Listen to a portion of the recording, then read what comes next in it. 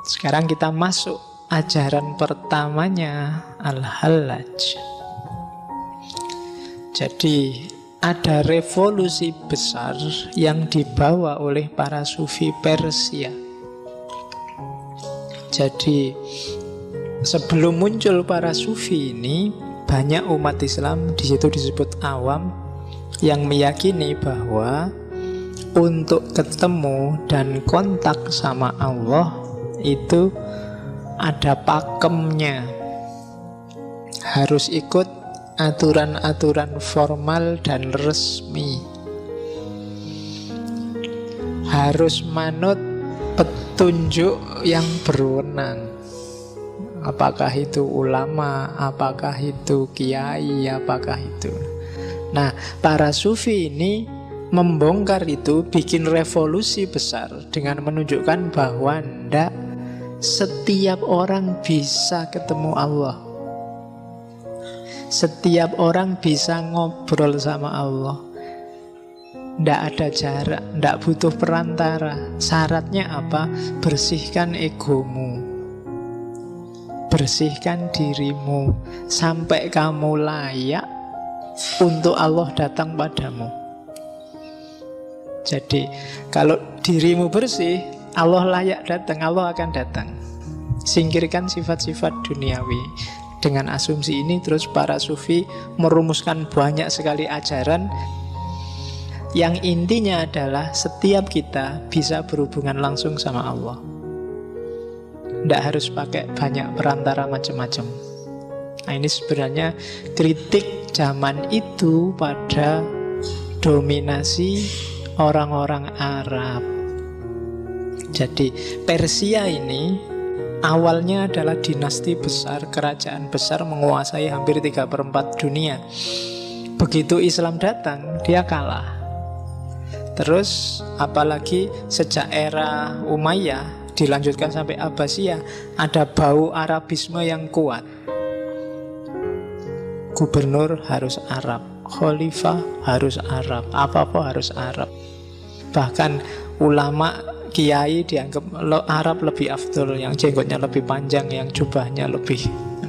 Kan ada gambaran kayak gitu. Dianggapnya kita ini agak jauh sama Allah, yang lebih dekat sama Allah itu yang Arab. Kan ada ya, sampai hari ini kan pandangan kayak gini ada. Jadi pokoknya ndak, kita harus manut sana kiblatnya, karena Ka'bahnya ada di sana dan orang sana pasti lebih alim daripada kita. Ada kan persepsi kayak gitu. Nah, para sufi Persia ingin membongkar itu. Ndak ah, setiap orang punya hak atas Allah. Dia bukan hak eksklusif para ulama tertentu, orang-orang tertentu. Dari situ saya bilang tadi muncul banyak sekali ajaran. Yang paling terkenal kan 3. Ittihad, Abu Yazid Bustami. Kemudian hululnya Al-Hallaj ini. Dan yang ketiga Wahdatul Wujudnya Ibnu Arabi. Yang paling puncak terkenal dalam tradisi tasawuf falsafi. Kalau dijelaskan ringkes, ittihad itu dari bawah ke atas. Hamba yang berusaha naik sampai puncak bersatu sama Allah. Kalau hulul dari atas ke bawah. Hamba yang mengosongkan dirinya sehingga Allah terus bisa masuk. Kalau wahdatul wujud, diusahakan apa enggak diusahakan, hakikatnya kita satu sama Allah. Ibnu Arabi, diputar lagi rekamannya. Nek tak jelasin lagi kamu nanti pening. Oke, jadi itu ajaran-ajaran. Jadi awalnya hulul ini, manifestasinya apa? Kalau orang sudah mengalami hulul, maka itu sebenarnya hadis di Sunni kan banyak beredar ini. Ketika seseorang sudah sangat dekat sama Allah, kalau di para sufi bahkan gak cuma dekat, jadi satu. Itu kalau dia ngomong, yang ngomong bukan dia tapi Allah.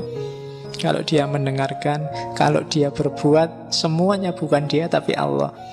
Kehendaknya bukan kehendak dia tapi sudah kehendak Allah. Ya kayak kamu kalau jatuh cinta itu loh kan, apa-apa kan sudah dia, bukan kamu lagi. Begitu kamu jalan-jalan ke mall, lihat baju, wah ini kalau tak beli ini suka mesti ya dia. Kan selalu dia. Makan aja, wah ini kalau tak beli ini dia seneng loh makan kayak gini biasanya. Ada apa aja yang terbayang dia. Nah, itu ketika orang sudah sangat dekat, jatuh cinta, maka jatuh cintalah sama Allah, maka pikiranmu, ucapanmu, perbuatanmu ya selalu isinya Allah. Nah, itu gambarannya. Ketika orang jatuh cinta itu kan egonya nyisih, dimasuki oleh ego yang dia cintai. Dirinya sudah nggak berarti apa-apa. Dan itu kan para sufi mati-matian menjelaskan ini. Beberapa malah bikin cerita-cerita alegoris. Misalnya bikin Laila Majnun lah, bikin Shirin Farhat lah. Itu sebenarnya sindiran untuk jatuh cintalah sama Allah kayak kamu kalau jatuh cinta sama lawan jenismu itu loh. Harusnya lebih dalam dari itu. Kayak Laila Majnun itu kan gimana orang sampai segila itu. Bukan gila, tapi sampai segila itu ketika jatuh cinta. Nah, teori ini gak laku bagi yang jomblo. Oke, nah, ya yang belum merasakan diinget-inget aja jadi teori. Yes. Ya, siapa ngerti besok kepake. Jadi ya buktikan sendirilah besok. Tapi yang sudah punya bisa sekarang. Oke, jadi ketika kamu sudah dekat dengan sesuatu, cinta dengan sesuatu, biasanya dirimu lenyap. Yang ada hanya dia. Dan itu yang dialami oleh para sufi termasuk Al-Hallaj.